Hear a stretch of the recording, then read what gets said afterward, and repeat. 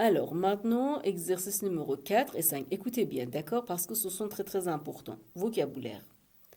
Retrouvez le mot utilisé pour désigner les personnes âgées. À votre avis, quelle est l'origine de ce mot et pourquoi l'emploie-t-on? Ok. Alors, premièrement, le mot senior, c'est-à-dire les personnes âgées. Ça, c'est un mot qui va désigner les personnes âgées.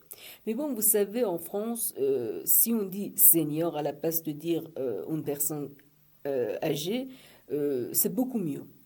C'est beaucoup poli, si vous voulez.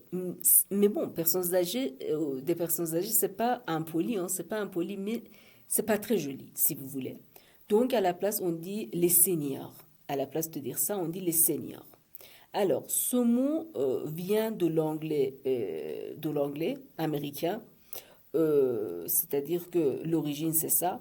Et en français, c'est plutôt pour montrer que, par exemple, cette personne est toujours dynamique, active. Vous voyez, par exemple, quand on dit senior, c'est-à-dire c'est une personne qui est encore active, dynamique.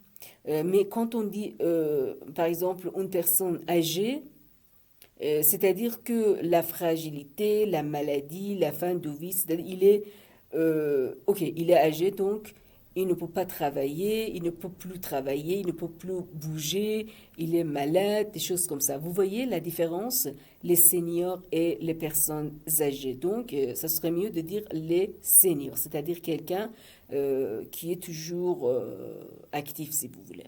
Alors, cherche dans le texte de synonymes de vivre chez quelqu'un. Mais bon, vivre chez quelqu'un, on peut dire être logé et être hébergé. Oui, voilà. Être logé et être hébergé. C'est-à-dire vivre chez quelqu'un d'autre. Voilà.